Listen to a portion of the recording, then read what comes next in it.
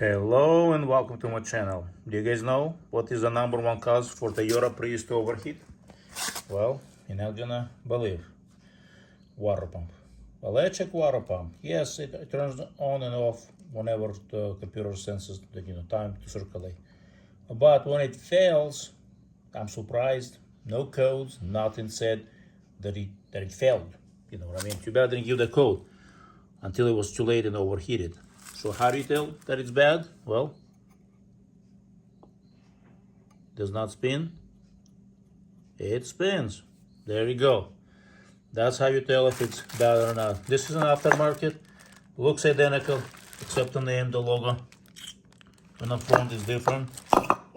This is the OEM. I just could not justify paying big money for OEM, knowing that, aftermarket can last as long and will do the job for a fraction of the cost.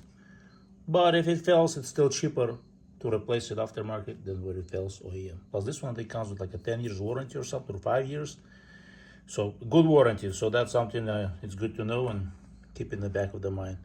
So if you have a Prius and you did replace the water pump, drop me in the comment section. I would love to hear it. How much it cost you, the labor, the pump, or you did it yourself. Either way. Thank you. Have an awesome day.